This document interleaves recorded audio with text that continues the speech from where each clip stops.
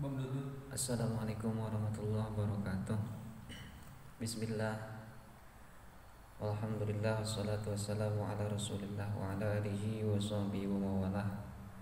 Amma ba'du, pada kesempatan siang ini kita diberikan kesempatan oleh Allah untuk bersama menyimak dan mengulang kembali pelajaran kita, tentunya tentang kitab Al-Arba'in Al-Hadis Al-Ba'in An-Nawawiyah, yang mana di sini adalah 40 hadis yang dicatat oleh pengarang kitab, yaitu Syekh Nawawi. Yang mana kenapa 40? Ya sejatinya kita minimal sebagai umat Islam itu dapat menghafal 50 hadis Nabi, karena ada faidah atau keutamaan bagi seseorang mukmin yang hafal akan 40 hadis Nabi yang berkaitan dengan urusan agamanya. Seperti mana tercatat juga di dalam muqaddimah kitab ini, yaitu hadis Rasul sallallahu alaihi wasallam. Bersabda Rasul sallallahu alaihi wasallam, "Man hafizu ala ummati arba'ina hadisan min amri diniha ba'athahullahu ta'ala yaumal qiyamati fi zumratil fuqaha wal ulama." Yaitu barang siapa yang menghafal dari golongan umatku, yaitu umatnya Nabi Muhammad SAW yang mukmin, tentunya yang beriman, 40 hadis tentang urusan-urusan agamanya, maka Allah Subhanahu wa ta'ala akan membangkitkan kepada orang tersebut di hari kiamat fi zumratil fuqaha wal ulama, dalam golongan ahli-ahli fikih dan ulama. Artinya tercatat sebagai golongan yang selamat. Karena kita tahu ulama itu adalah para kekasihnya Allah, orang-orang yang dicintai Allah dan warasatul anbiya. Tentunya ketika kita dimasukkan ke dalam golongan ulama, tentunya menjadi min ahli sa'adah, dari ahli bahagia. Bahkan di dalam riwayat yang lain, di sini dijelaskan ba'asahullahu faqihan aliman, maka Allah membangkitkan kepada orang tersebut di hari kiamat itu derajatnya bagaikan orang yang mengerti dalam urusan agama, faqih, mengerti dalam urusan hukum agama, aliman, dan mengerti, alim, orang yang mengetahui tentang Allah dan Rasulnya. Bahkan di dalam riwayat Abi Darda di sini tercatat wa kuntu lahu yaumal qiyamati syafi'an wa syahidan, bahwa Rasul akan ada, aku, kata Rasul, kuntu lahu, kepada orang yang menghafal 40 hadis tentang urusan agama itu, syafi'an, menjadi penolong, mendapatkan syafaat yang khusus dari Rasul, wa syahidan, dan menjadi Rasul bersaksi untuk orang tersebut bahwa min ahli sa'adah. Nah di sini ya, Imam Nawawi rahimahullah taala merangkum dan mencatat 40 hadis yang berurusan dengan agama, yang mana seyogianya kita sebagai mukmin itu dapat menghafalkan. Nah di sini saya akan menghantarkan dan mengulang hafalan-hafalan kita, dimulai hadis yang pertama di dalam kitab Arba'in ini adalah an Amiril Mukminin Abi Hafsin Umar bin Khattab radhiyallahu anhuma, yang mana beliau berkata, sami'tu, aku mendengar Rasul sallallahu alaihi wasallam yaqulu, beliau bersabda, Rasul bersabda, innamal a'malu binniyat wa innamal likulli imri'in ma nawa, faman kana hijratuhu ila Allah wa rasulih wa hijratuhu ila Allah wa rasulih, wa man kanat hijratuhu lidunya yusibuha aw imra'atin yankihuha fa hijratuhu ila ma hajara ilaih. Yang mana hadis pertama ini yaitu Imam Nawawi rahimahullah ta'ala mencatatkan di dalam kitabnya, yaitu hadis yang berkaitan dengan niat, yang artinya pastinya sahnya amal-amalan bin niyati, itu dengan niat. Wa inna malikul limri'in, dan pastinya bagi setiap orang itu tergantung apa yang dia niatinya. Faman kanat hijratuhu ilallah wa rasulih, dan bagi siapa saja yang pada saat ketika berhijrah.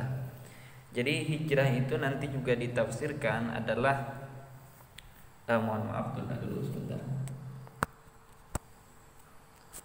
Yaitu berpindah dari satu hal kejahiliahan, kegelapan menuju yang terang benderang,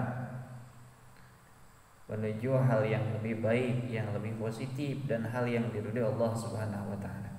Nah, orang yang hijrah berniat ilallah, maksudnya ilallah di sini untuk menggapai ridha Allah wa rasuli, dan ridha daripada Rasul Allah. Fa hijratuhu ilallah wa rasuli. Maka hijrahnya ini tentunya menjadikan dia mendapatkan ridha Allah dan Rasulnya. Wa man kanat hijratuhu lidunya, dan barang siapa yang hijrahnya niat melaksanakan sesuatu, lah di sini konteksnya hijrah karena hadis ini berkaitan pada saat asbul urutnya adalah salah satu sahabat Nabi yang hijrahnya itu mengikuti hijrah Nabi dari Makkah ke Madinah itu karena kekasihnya ikut hijrah. Ketika hijrahnya untuk urusan dunia, sebatas urusan dunia sibuha, dia akan mendapatkan itu. Atau hijrahnya itu awi muraatin, hanya karena wanita yunkihuha, maka dia akan menikahi wanita itu, mendapatkan apa yang dia cita-citakan. Makanya di akhir hadis, wa hijratuhu ila ma hajara ilaih. Hijrahnya seseorang, berpindahnya seseorang dari fase negatif, katakanlah kurang baik, kepada fase yang positif. Ila ma hajara ilaih, itu tergantung apa yang dia jalankan, apa yang dia niatkan. Maka sejatinya perlu di sini penekanan tentang yang namanya niat. Kita berpindah misalnya tadinya sholat duha jarang, kemudian karena ada sesuatu hal, umpama kebetulan masjidnya itu rumahnya deket rumah calon mertua.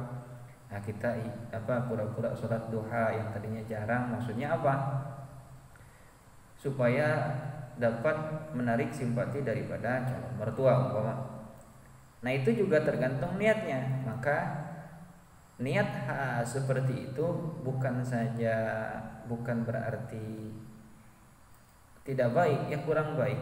Mungkin dia akan dapat perhatian atau simpati dari calon mertuanya, tapi nol di hadapan Allah Subhanahu wa taala. Meskipun pada dasarnya banyak juga amalan-amalan yang mana untuk sebagai motivasi awalnya itu karena urusan dunia, tapi setelahnya kita harus menyematkan urusan akhirat kita, yaitu menggapai ridha Allah Subhanahu wa taala. Nah, tapi ingat, innamal a'malu binniyat di sini sesungguhnya sahnya amal-amalan, perbuatan-perbuatan itu bergantung niat. Di sini tentunya amal yang mubah contohnya. Amal yang mubah contohnya makan, minum, itu amal yang mubah, yang boleh. Itu kita laksanakan. Makan kita laksanakan, maksudnya makan kita bisa jadi ibadah ketika kita sematkan niat untuk supaya kita kuat beribadah. Contoh, saya makan ini untuk dapat tenaga supaya saya dapat bangkit melaksanakan sholat malam. Saya makan ini untuk supaya saya kuat melaksanakan ibadah puasa, makan sahur umpama. Itu menjadikan sebuah ibadah yang tadinya amalan itu mubah, karena diniati untuk satu jembatan dia melaksanakan ibadah, maka akan menjadi ibadah. Dicatat setiap suapnya nasi yang dia telan, maka itu akan menjadi ibadah. Nah, ini jadi amalan yang mubah. Lalu bagaimana amalan-amalan yang makruh atau yang haram? Ya, walaupun niatnya baik, ketika amalan itu haram secara zatnya, makruh secara zatnya, tidak bisa menjadi ibadah. Contohnya, saya itu minum khamr, itu barang yang haram. Supaya apa? Supaya saya enggak ngantuk, supaya saya enggak ngantuk ketika hadir pengajian. Itu walaupun hadir pengajian itu bagus, tetapi amalan yang dia lakukan itu haram dengan niat yang bagus, tetap tidak ada nilainya. Jadi ingat, di sini innamal a'malu binniyat ini Dikhususkan bagi sesuatu amal yang mubah yang dia niatkan untuk menjembatani dia semangat beribadah, maka akan menjadi pahala. Itu saja dulu sebetulnya tentang pembahasan hadis ini sangat panjang. Karena bahkan berkata Imam Syafi'i, sepertiga ilmu itu bersumber dari hadis ini. Banyak lagi ulama yang berpendapat pokok-pokok ajaran itu dari hadis ini. Nanti untuk yang lebih luasnya lagi kita akan bisa adakan seminar atau pertemuan tentang penjabaran hadis ini. Dan tentunya tidak akan hanya dengan saya sebagai pembicara dan pembanding, otomatis nanti kita undang para ahli-ahli yang lainnya. Untuk itu ini kembali supaya kita dapat mengingatkan dan murojaah kembali hafalan hadis kita, yaitu kita sama-sama baca kembali supaya mendapatkan pahala dan juga nilai cinta kita terhadap Rasul yang sesungguhnya dengan membaca dan menghafal serta mengamalkan hadis Rasul. Bismillahirrahmanirrahim. Innamal a'malu binniyati wa innamal likulli imri'in ma nawa. Faman kanat hijratuhu ilallahi wa rasulihi fa hijratuhu ilallahi wa rasulihi. Wa man kanat hijratuhu lidunya yusibuha aw imra'atin yunkihuha fa hijratuhu ila ma hajara ilaih. Mudah-mudahan ada manfaat khusus bagi saya dan umum bagi kita semuanya. Kita kembali bersemangat untuk menghafal hadis-hadis Nabi yang berkaitan dengan urusan agama kita, dan kita dijadikan hamba yang semakin hari semakin cinta kepada Allah, semakin hari semakin cinta kepada Rasul, semakin hari semakin soleh, dan menjadi orang yang may yastami'una al-qawla fayattabi'una ahsanah. Mudah-mudahan itu saja yang dapat saya sampaikan pada kesempatan siang ini. Saya cukupkan, wallahu a'lamu bissawab. Subhanakallahumma wa bihamdika asyhadu an la ilaha illa anta astaghfiruka wa atubu ilaik. Sallallahu ala sayyidina Muhammad wa ala alihi wa sahbihi wasallam. Alhamdulillahirabbil alamin.